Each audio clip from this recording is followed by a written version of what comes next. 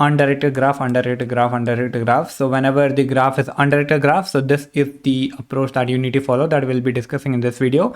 And whenever there's a directed graph, okay, so we'll be following another, so we will be discussing about the directed graph in future videos. So there are certain other algorithms such as Kosaraju's algorithm or Tarjan's algorithm. Okay, so we might discuss that in the future, but then this is only for undirected graph. And like finding the connected components for undirected graph is comparatively an easier task than finding connected components for a directed graph. Okay, so why is it easier? Because in a directed graph, right, so you have directions that are coming into play. Okay, so whereas in undirected graph, you do not have any directions on the edges. So if you just consider this particular edge, okay, so between A and B, so you do not have any direction associated with it. That means you can move from A to B and B to A. So a single edge means that you can move in both the direction. Okay, so move from A to B and B to A back as well. Okay, so that is the beauty about undirected graph. Whereas in directed graph, you might have arrows, something like these. Okay, so if you have two vertices, say for example, A and B are two vertices, and you have a directed edge between A and B, something like this. Okay, so here it simply means that you can move from A to B, but then reverse movement is not possible, right? So you cannot move from B to A back. So that is what something that complicates the connected components wala algorithm for a directed graph. And that's the reason why we will be discussing about the connected components for a directed graph in any future video. Okay, so some algorithms like Kosaraju's algorithm and Tarjan's algorithm come into play when we're discussing about directed graph. Okay, whereas the connected components algorithm for undirected graph is comparatively easy and can be done with a simple DFS algorithm applied repeatedly on unvisited vertices. Okay, and that is the approach that we will be discussing in this video. Okay, so like before we actually begin with the coding and the algorithm part of it, we will go through some examples to get the basic understanding as to like what are the properties of the connected component first. We'll go through some examples to get a basic understanding of what exactly is strongly connected components and what are the properties. Okay, so what are the properties of connected components in a graph? Okay, so let's move on to the next section, that is connected components. Okay, suppose you have a graph something like this. So you have A, B, C. Okay, so these three vertices are connected by these edges. Okay, so A, B, C are connected by this thing, and you also have an extension something like D, E, F. Okay, so this entire thing is considered to be a graph. Okay, it's not like ABC is another graph and DEF is another graph. This entire thing is considered to be graph, but then there is no edge that connects this component from this other component. Okay, so these two are known as disconnected components. So what does connected components mean here? Okay, so if at all, so connected component simply means that if at all we were to divide, or if at all we were to distribute the vertices of this entire graph, okay, if we were to distribute the vertices of this entire graph into different set, right, into different sets, something like this, into different set, something like this, then every vertex in a given set should be reachable by every other vertex in the same set. Okay, so in this particular example, how do we frame a set? So we have A, B, and C, and then we have D, E, and F. Okay, D, E, and F. So now if you just consider this vertex A and you want to reach, let's try to reach C. So in order to reach C, you will make a jump over here and then you make a jump over here. Okay, so C is reachable from A. Now if you want to reach B, then how would you do it? So you'll simply make a jump to B. Okay, so that is perfectly working fine. Now take for example B. How can you reach A? So you can reach A by this jump, and if you want to reach C, you can reach by this particular jump. Now considering C, so if you want to reach A, so you can reach by this jump and then this jump, and if you want to reach B, you can just jump over here and you'll be able to reach B. Okay, so this particular set, right, in which every vertex can be reachable by every other vertex is known as one connected component. Okay, so this is one of the connected components, right? And now similarly, in the second set of DEF, you can reach any vertex in this particular set to every other vertex in this set. Okay, so you can reach from D to F, you can reach from D to E, then you can also reach from E to F. Okay, so so the movement between DE and DF is possible, then from ED and EF is also possible, FE and FED is also possible. Okay, so every vertex can be reached from every other vertex in the set. Okay, so this is the second connected component. Okay, so this is the second connected component. Now, if you just consider any two vertex in these two different set, right? So if you consider A and D, and if you try to reach A from D or D from A, would you be able to do that? You won't be able to do that because there is simply no way you can reach D from A. And that's the reason why these two are disconnected components. So every vertex in this component and this component would be disconnected. That is, they won't ever be able to reach each other. Okay, so you understood the connected components and disconnected components, right? The main point to be focusing over here is reachability, whether you would be able to reach a particular node from any other node. If at all you are able to reach that node, that means it belongs to the same connected component. If at all you're not able to reach, then those two nodes are like part of different connected components, right? So A, B, and A, C, etc. are part of a single connected component. A and D are part of two different connected components, right? Because you cannot reach from A to D. Cool. So this was about connected component definition. Okay, so now let us see an example of one connected component. Okay, so one connected component simply means that the entire graph is a single connected component, which in turn means that you do not have disconnected components in a graph, and every node in this graph is reachable from every other node in this graph. If we randomly take any two nodes in this graph, those two nodes should be reachable. So if you take A and C, so how would you be able to reach C from A? So you'll make a jump from here, then you make a jump over here, and then you'll make a jump over here. Okay, so C is reachable from A, and similarly you can reach A from C because these all edges are undirected in nature. Okay, and this entire graph G is one single connected component. Okay, so now let us discuss what exactly we mean by more than one connected components. Now, if you consider this entire graph over here, so here we can see that total number of connected components. Here the total number of connected components would be 2. In the previous example over here, the total number of connected components was only 1. Okay, so the entire graph G was a part of all the vertices of the entire graph G is a part of single connected components, right? So if the vertices on in the graph is represented by A, B, C, D, E, and F. Okay, so this is the set of all the vertices. The connected component also would contain the single connected components also will be containing the exact same set. Okay, whereas in this particular example, if we see the graph G, right? So this graph G can be represented as A, B, C, D, E, F, all the way up to G. Okay, so these all vertices are the part of the graph, but then the connected components. Connected components 1 can be represented as A, B, C, D, whereas the connected component 2 can be represented as E, F, and G. Okay, so these are the two connected components, and C1 union C2, if you do a C1 union C2, you'll be able to get the graph G. Okay, and this is what it means by more than one connected component, that is C1 and C2. Okay, in the previous example over here, we have only, like, if you were to do a connected component wala thing, you'll get C1 equal to G itself. Okay, so every vertex in this graph belongs to a single connected component, and that's the reason why here you'll be having C1 is equal to G, whereas here you'll be having C1 union C2 is equal to G.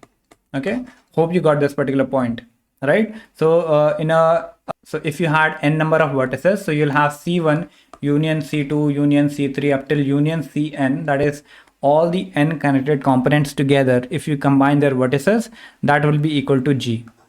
Okay, so just remember this this point about more than one connected components. So the example that we considered over here, so we have this connected components. So this portion, okay, so this portion is called C1, and then here we have one more portion, this is called C2. Okay, so these two are two different connected components. So this graph, okay, so total number of connected component is 2, and C1 union C2. Okay, so C1 union C2, if we do, this will be equal to G. Okay, the set of all the vertices in this graph. Okay, this rectangle box, if you just take, okay, so this entire rectangle box would be equal to G. Okay, that is the graph that is given to us, right? So as of now, I have already explained you what exactly is the definition of connected component. Okay, and we also saw some examples of one connected component and more than one connected component. So now is a good time to learn more about the properties of connected components. Okay, so the very first property is that connected component set is always non-empty. Okay, so in the previous over here, right, so we were discussing about C1. So C1 had A, B, C and D, right? C and D. Okay, and then you have C2 is equal to E, F and G. Okay, so these two connected components were there, right? A, B, C, D and E, F, G. Okay, so this first rule simply states that the connected component set is always non-empty. Okay, always non-empty. It means that you cannot have any empty connect. You cannot have C3 as something which is empty. Okay, so this is the first rule, that is the connected component. Okay, the connected component set should always contain at least one element.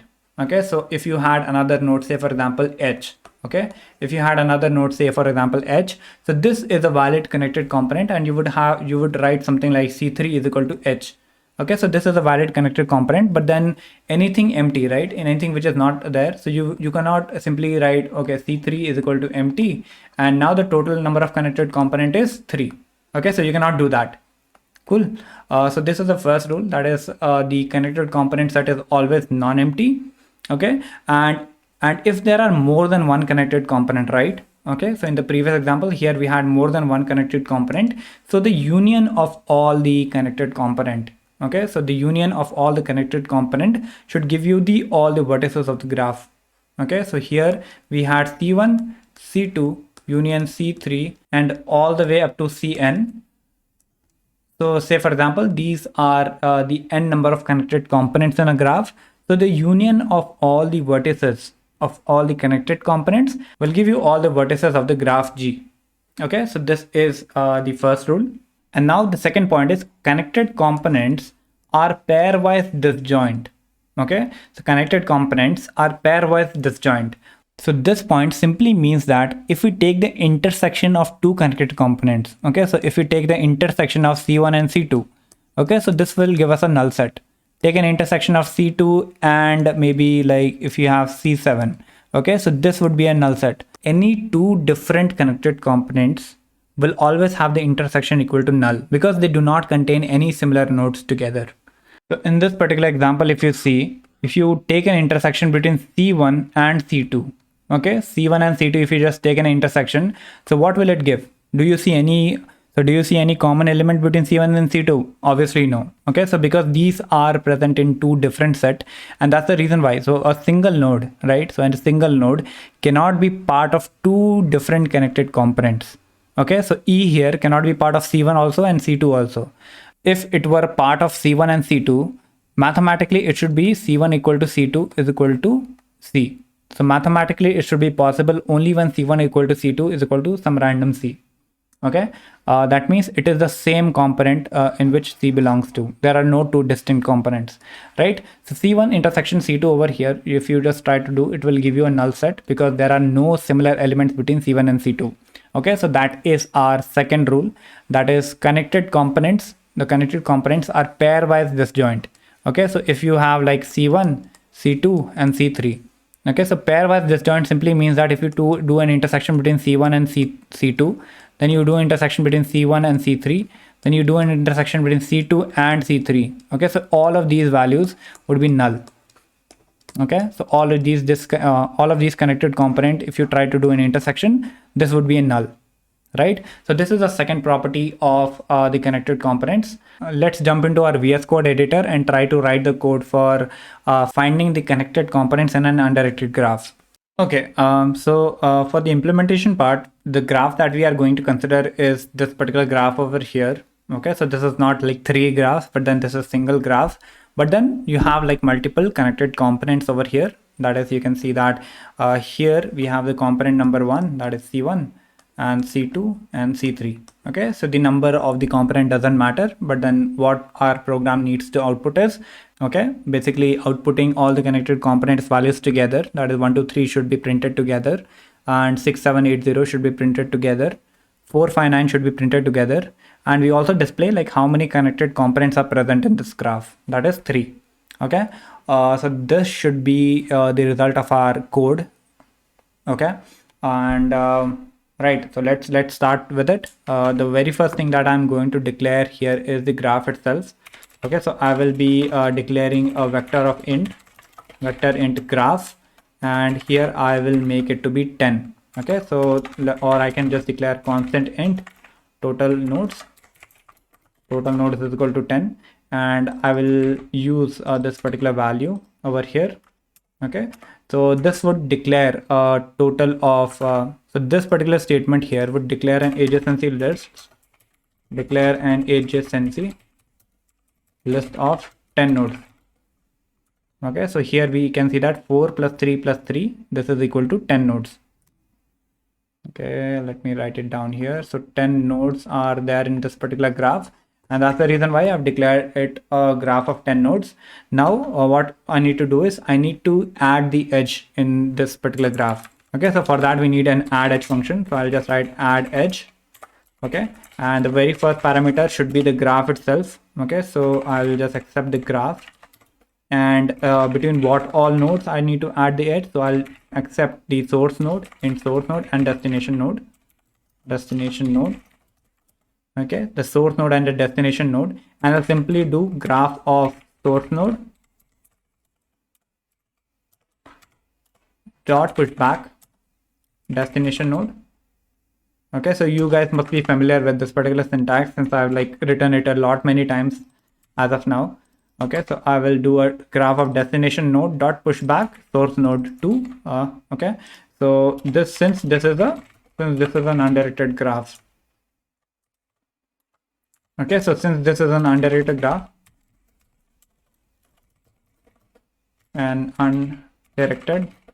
graph, we need this below statement as well. Okay, so we need to also add a source node in the adjacency list of destination node. Okay, so this is our add edge function, and now let's go ahead and add the edges. Okay, so we have an edge between 1 and 3 and 2 and 3. So I'll just do add edge. I'll pass in the graph first, and then 1 and 3, and then between 2 and 3. Okay, so 1 and 3 and 1 and 3 and 2 and 3. So these edges are done. Now we need to add an edge between 6, 7, 7, 0. Okay, so let me do that as well. So add edge graph of 6, 7, 6, 7. Then we have an edge between 7, 0. Okay, so 6, 7 is done, 7, 0 is done. Now we have an edge between 8, 0 and 6, 8. Okay, so 6, 8, let me finish that first. So 6, 8 and 8, 0. Okay, so 8, 0. Cool. So this is also done. 6, 8 and 8, 0 is also done. 6, 8 and 8, 0. Now we need to add these edges, that is 4, 5, 5, 9 and 4, 9. Okay, so let me add that as well. So we have 4, 5, 5, 9, 5 and 9, and then we have between 4 and 9. 4 and 9. Okay, so these edges are also done. Okay, so this establishes all our edges in the graph. Now, just for checking whether the graph has been established properly or not, I'll write a print graph function as well. Okay, so I'll write print graph, and the parameter to the print graph function will be the graph itself. Okay, so I'll just go ahead and implement that. So void print graph and vector int for graph. Okay, and the total nodes variable is globally accessible, so I can make use of this particular variable to print the graph. So I'll say for int I is equal to 0, I less than total nodes, and I'll say I plus plus. I'll say cout ith node. Okay, so node number I, or maybe something like node I has node I adjacency list. and I'll just simply print the neighbor. So for int neighbor,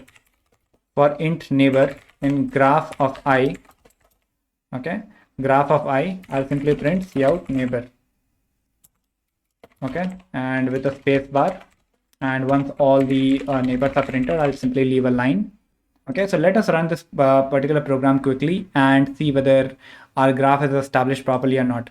I'll go ahead and type g++ connected components undirected.cpp and I'll run a.exe. a.exe. Okay, so here I can see that. Let me compare it with the graph that we have over here. Okay, so here node 0 has 7 and 8. So where is 0? So 0 has 7 and 8 in the adjacency list, which is correct. 1 has node 3. So 1 has node 3. 2 has node 3. That is also correct. 3 has 1 and 2. 3 has 1 and 2. This is also correct. 4 has 5 and 9. So 4 has 5 and 9. That is also correct. 6 has 7 and 8. 6 has 7 and 8. That is fine. And 7 has 6 and 0. 7 has 6 and 0. And 9 has 5 and 4. Where is 9? So we have 9 as 5 and 4. Okay, so our graph here looks perfectly fine. So we can simply go ahead and erase the print graph declaration. Okay, so now what we need to do is we need to declare a function for connected components. Okay, so I'll declare something like this: connected components, and we're passing a graph over here.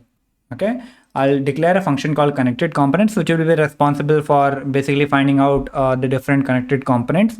Okay, so this function would be responsible for printing the following thing.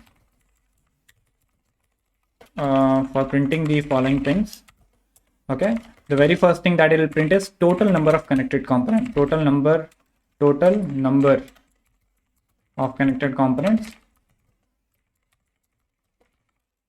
present in the graph. And then second is which are the nodes in every connected component. Okay, so this particular function is going to do that. And let me declare that function. So let me get rid of this print graph function. So what I'll do is I'll type void connected components. Okay, and the input is obviously a graph. Okay, so void connected components of graph. Now before we go ahead and implement the connected components wala function, let me go ahead and declare a map which can store the component number and the nodes that are present in that component. Okay, so it will be of type map of int comma vector int. Okay, it will be of type map of int comma vector int, and let us name this as connected components. Okay, so this is the connected components variable, which is going to store the mapping of the component number as well as the nodes that are present in that component number. So first, let us discuss what algorithm are we gonna apply to find the connected components in this particular graph.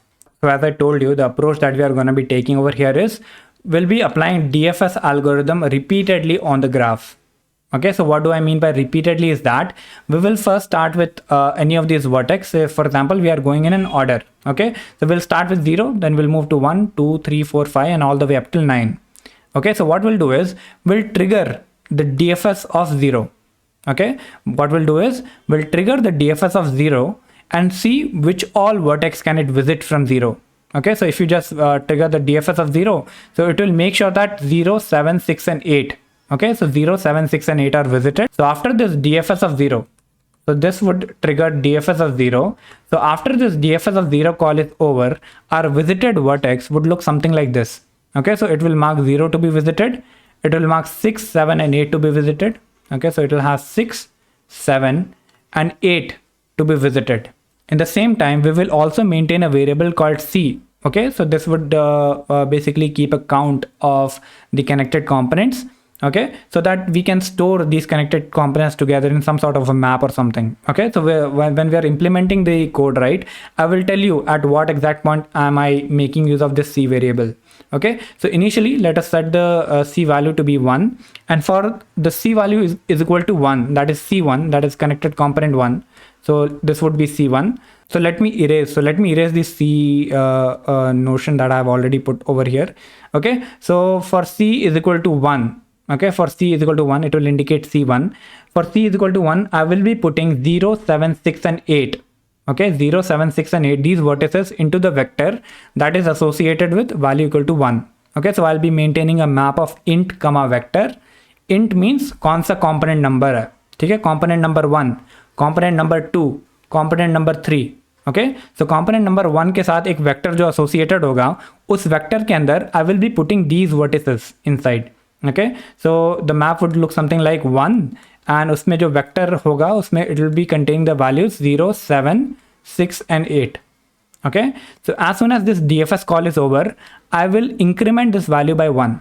Okay, so C ka value I'll make it to be 2, so that next time whenever like whatever vertex are being encountered by DFS, right, I will be putting inside the vector associated with 2, and then similar for 3, and by that time I think for this graph it will be over. Okay, so 1 के लिए होगा 0, 7, 6 and 8 we have already stored, and now after this DFS call is over, because beyond these vertices, right, it cannot the DFS call cannot reach these vertices and all. So the reach of DFS of 0 would be only these 4 vertices. Okay, so we marked all these 4 vertices to be true. Okay, and what we'll do is once so DFS of 0 we have completed, so we move on to the next node. Okay, so so the next node is 1, and we see that whether 1 is visited or not. So here we can see that 1 is not visited. So if we see that the next node is not visited, that means it is part of another connected component. Okay, if at all the next node is not visited, it is part of another connected component. Okay, अगर same connected component में होता तो ये already visit हो चुका होता. ठीक है, तो यहाँ पे हमारा 0 था, 0 ने ऑलरेडी, अगर 0 के ही कनेक्टेड कंपोनेंट में 1 होता तो it would have already marked it as visited, but then since it is not marked as visited, it means that 1 is present in another connected component. Okay, so if we see that something is not visited, we simply run a DFS of that particular node. Okay, so I'll run a DFS of 1.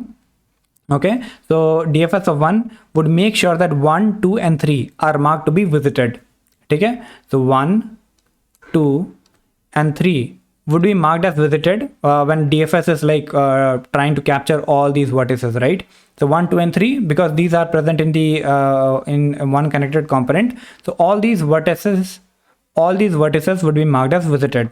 Okay, so we okay, so since here we had increased the value of C from 1 to 2, so here 2, so inside the 2, right, so inside the map that we are maintaining, so against 2 we will be putting these vertices, that is 1, 2 and 3. Okay, so it will go 1, 2 and 3. Okay, so after this DFS call is over, that is DFS of 1 call is over, and it had marked all these vertices to be true, we will increment the C variable by 1. Okay, so now C was 2. Okay, so after this DFS call is over, so we will increment this by 1 plus or equal to 1, so this C becomes 3 now. Okay, so हमने 1 पे हमने ये सारे nodes को डाल दिया था, 2 पे हमने ये वाले नोड को डाल दिया, that is 1, 2 and 3 we have put, and now C value is 3. Okay, so we increment the value and then we'll see. Okay, so next time जब DFS होगा, which are the nodes that will be inserted for 3. Okay, so now what we'll do is, so here हमारा 1 हो गया था, DFS of 1 we had triggered and it had marked some vertices to be true. Now what we'll do, we'll move on to the next vertex, that is 2. Okay, so we see that 2 is already visited, that means it has already been taken care of. Okay, so now after 2 we'll move on to the next vertex, that is 3. So 3 is also visited, that means it is already taken care of.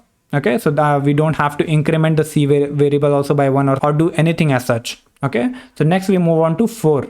Okay, so the moment we reach 4, we see that 4 is not visited. Okay, so the moment we see that something is not visited, automatically it increases the number of connected component. Okay, so something, if at all it's not visited, that means it is not encountered in any of the connected component we have seen so far. Okay, so as you can see over here, 4 is in this particular connected component that we have not even seen. Okay, so what we do, so the moment we see something not visited, we mark this as visited and basically trigger a DFS function on this. So this will mark DFS of 4. Okay, and DFS of 4 will make sure that it marks all these vertices to be true. in one after the another. Okay, so it will mark 4 to be visited, 9 to be visited, and 5 to be visited, and it will be something like, okay, 9 to be visited and then 5 to be visited. ठीक है, तो यहाँ पे हमारा सारा visited वाला array भर चुका होता है, and these, right, so these values, that is 4, 5 and 9 would be put against over here. So 4, 5 and 9 would be put something like this. Okay, and after this DFS call is over, that is DFS of 4 is over, what we'll do is we'll move on to the next node. Okay, after 4, what is the next node? So next node is 5. We'll check whether 5 is visited or not. So we see that 5 is already visited. So we move on to the next node. We see that 6 is visited. Move on to the next. 7 is visited. Move on to the next. 8 is visited. Move on to the next. 9 is visited. Okay, so after 9 there is none to be processed. So here we can terminate our program. So what we have done over here is we have went through each and every node over here. Okay, we have seen whether that node is visited or not. Okay, so we have seen whether that node is visited or not. If at all it's visited, we simply move on to the next node. Okay, so this is just a comparison. Okay, so you just need to check visited of that index is true or not. If at all it's true, we move on to the next node.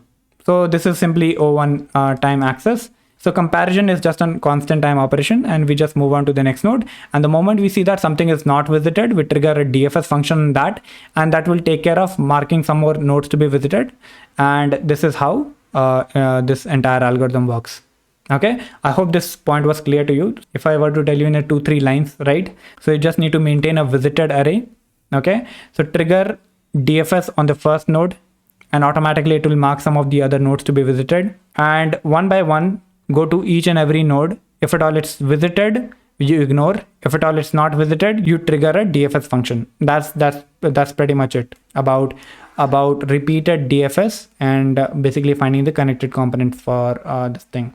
Okay, so let's move on to the code, and I'll show you how do we implement this thing inside the code. Okay, so back in the VS Code editor. So here we have the map of int comma vector int. So as I was telling about, right, so here we will be maintaining something like this particular information. That is the connected component number 1, it will be having 0768. Connected component number 2, it will be having 123. Connected component number 3, it will be having 459. Okay, so this kind of information.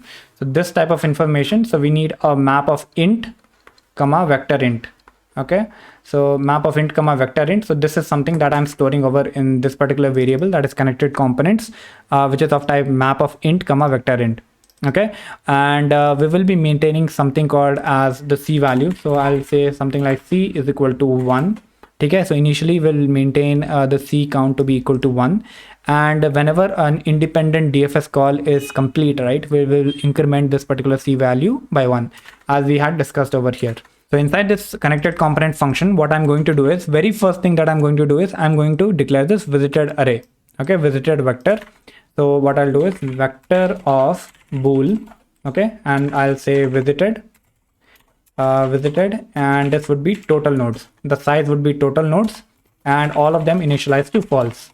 So now next thing would be to iterate from vertex 0, 1, 2, 3, 4 all the way up till 9 one by one, and see whether that vertex is visited or not. If at all it's visited, what do? We ignore and move on to the next one. If at all it's not visited, we trigger a DFS function on that. Okay, so that is something that we are going to do now. So here what I'll do is I will go for int I is equal to, or maybe I can say for int node is equal to 0. Okay, and node less than total nodes, and node plus plus. Okay, so this is going from node 0, 1, 2, 3 all the way up till 9 it will go. And what I'll do is if, okay, we are just doing a comparison, if visited of node, okay, if visited of node is equal to true, that also you can write, or simply if you just do a visited of node, that also will evaluate to whatever is stored inside this visited array. Okay, so if I'll just simply do if visited of node means agar it is already visited, I'll simply continue. Otherwise, if at all it's not visited, I will trigger something called as DFS function. Okay, DFS of node is something I need to trigger. Okay, so this DFS function is something that I need to implement. Okay, so this if else statement can be further simplified into if not visited of node, I need to trigger a DFS function. on that particular node. Okay, cool. So this DFS function is something that we need to declare now, and I will declare something like void DFS, and the very first parameter will obviously be the graph, the vector int graph. And what else do we need to send in the DFS function? We need to send the visited vector. Okay, so I'll send vector bool and ampersand visited. So note that I'm passing it by reference because I need the exact values to be present. Okay, so vector bool visited, and on which node am I doing the DFS? So I'll just accept the node as well. Int node. I think this information should be sufficient for us. So in the DFS function, what I'll do is I'll just mark the node to be visited. Okay, visited of node is equal to true. And what I'm going to do is I'm going to push this node into the map. Okay, the connected component map that we have. I'll do something like connected component of c dot pushback. Connected component of c dot pushback this particular node. Okay, so this c is not that readable in nature. So what I'll do is I'll name this c to be maybe component number. Okay, so if we take this particular example, so if I'm triggering DFS of 0, right? तो यहाँ पे DFS of 0 अगर हम trigger करते हैं तो यहाँ पे जो नोड का जो वैल्यू है, so this node value, this will be containing 0 in it. ठीक है, so we'll mark visited of 0 to be true. So ये जो हमारा है visited of 0 to be true, will mark it. And what we'll do is connected component dot component number. Okay, component number, connected components dot of component number dot pushback. तो component number यहाँ पे हमारा है 1 initially. तो 1 के साथ जो vector associated है, I will be pushing 0 inside that. Okay, so this statement is doing exactly that thing. So now after I've pushed this node into the map, what I'll do is I'll just see its neighbors. Okay, so 0 का neighbor कौन है यहाँ पे? 8 7 है. ठीक है, so यहाँ पे हमारा DFS call जाना चाहिए. So I will be iterating over the neighbors. So what I'll do is for int neighbor in graph of node. Okay, graph of node is the adjacency list of that particular node. So I'll just see which are the neighbors, and if at all that neighbor is not visited, if not visited of neighbor, what I'll do is I'll just trigger the DFS of that particular neighbor. Okay, I'll just do something like DFS of graph and visited and neighbor. Okay, so I'll just trigger this particular function call DFS of graph visited and neighbor. So ये वाला जो logic है, so this logic should take care of the DFS call. So over here in the connected component function, what I'm going to do is, let me write this properly first. So graph, and then we are passing the visited array, and then we are passing the node. ठीक है, so this is the call that we are triggering. So यहाँ पे जो अगर example देते हैं, तो यहाँ पे हमने यहाँ से DFS of 0 ट्रिगर किया था. DFS of 0 यहाँ से हमने ट्रिगर किया था, and DFS of 0 would take care of 8 7 6 etc. in this particular function call itself. ठीक है, यहाँ पे ही वो नेबर में देखेगा कि नेबर विजिटेड है कि नहीं है. So it will just if it already see that it's not visited, it will trigger the DFS for it here itself. ठीक है, सो ये हमारा चारों के चारों विजिटेड हो जाएंगे. And when this entire DFS call terminates, right, so when this entire DFS call terminates, the control will come over here. ठीक है, यहाँ से DFS 0 ट्रिगर हुआ था, and it will mark all the vertices to be true which are present in this connected component. And after that is over, it will come over here, and here what we are going to do is, as we decided, we are going to increment this component number by 1. ठीक है, तो यहाँ पे हमारा जो connected component होगा, maybe where is that component number, I think component number plus plus. ठीक है, तो हमारा component number पहले क्या था? 1 था. तो 1 में हमने ये चारों, so in the component number 1 we had put all these vertices inside the vector, that is 6 7 8 and 0 को हमने vector में डाल दिया था. And once that is over, we are incrementing the value of component number by 1. ठीक है, so यहाँ पे we have increased the component number. So next time when we are pushing the values, right, next time when we want to push 1 2 and 3, it is going to a different key in this map. यहाँ पे जो हमारा map है उसमें वहाँ पे map of 2 कमा vector int वाला जो वेक्टर होगा उसके अंदर हमें 1 2 and 3 भेजना है. And then after 1 2 and 3 is done, तो we need to have map of 3, मतलब 3 जो की होगा उसके साथ हमारा 4 5 and 9 एसोसिएटेड होना चाहिए. ठीक है. So this is pretty much it. So component number increase हो जाएगा and it will then again it will take care of, so this particular for loop will take care of populating this map. Okay, so after this for loop is done, right, so we would be having all our details inside this map over here. ठीक है. so हमारा जो connected components वाला map है int of vector int, it will be storing the information. Okay, so what information will it be storing? So it will be storing something like this. Let me erase this a little bit. Okay, so ठीक है. So it will be storing information like 1 and इसका साथ जो vector होगा उसके अंदर हमारे होंगे 0 7 6 and 8. ठीक है. सो यहाँ पर कंपोनेंट नंबर है और यहाँ पे कौन कौन से वर्टिसेस हैं उस कंपोनेंट के अंदर, सो वो यहाँ पे प्रेजेंट होगा. एंड देन कंपोनेंट नंबर 2 के अंदर हमारा होगा 1 2 and 3. So it will be containing 1 2 and 3. ठीक है. एंड देन 3 के अंदर होगा हमारा 4 5 and 9. के अंदर होगा 4 5 and 9. ठीक है. तो हमारा ऐसा मैप जो हमारा होगा, जो हमने मैप डिक्लेयर किया है उसके अंदर this kind of values would be populated. तो in order to tell how many connected components are there in this graph, what do you need to query? You just need to query the size of the map. Okay, so map mp.size, if you just do or whatever name that we have for the variable dot size, if you do, you'll get the number of connected components.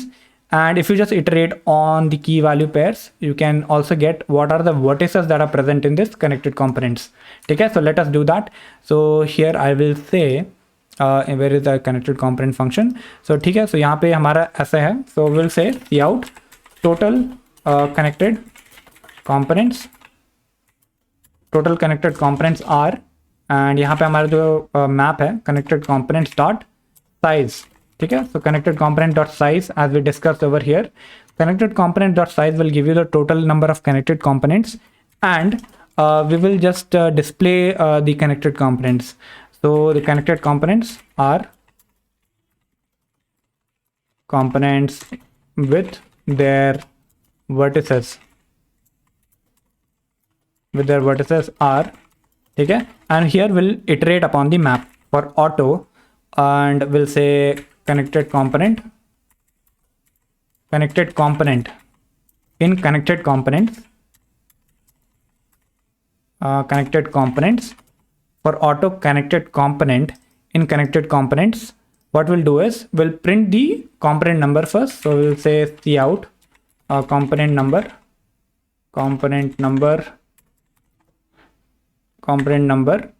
and here it will be connected component dot first,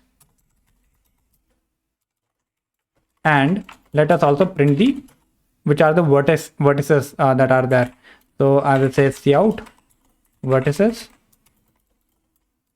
Vertices are for int node in connected component dot second. I will just cout node and leave a space between each of these nodes and leave a line after one of these lines are printed. ठीक है. so this for loop should basically print you all the connected components that are present inside this. So let us try to run this particular program and see what output do we get. Okay, so I will just do reveal in Explorer g++ connected components undirected.cpp, and here I'll do /a.exe. Okay, so here we can see that total connected components is equal to 3. Okay, and the connected components with the vertices are component number 1, which is containing 0 7 6 8. So this is 0 7 6 and 8. Then component number 2, it is containing 1 3 and 2. So 1 3 and 2 are present in component number 2. And then component number 3, it has 4 5 and 9. Okay, 4 5 and 9. So our output is correct over here. Okay, so now if I join, what if I join these two components together? So if I just put an edge between 3 and 4, okay, how will the output change? Let us try that in our program.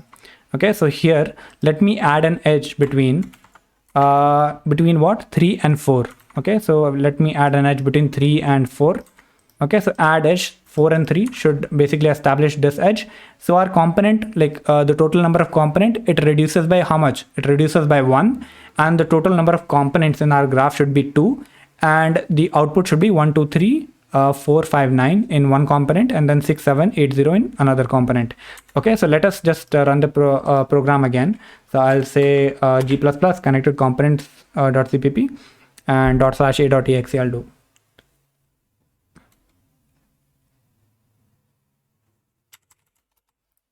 Okay, so here we can see that total number of connected components is 2, and component number 1 is 0 7 6 8 as always, and component number 2 is over here, so that is 1 3 2 4 5 9 1 3 2 4 5 9. Okay, so that is how the connected component program for undirected graph, okay, undirected graph works.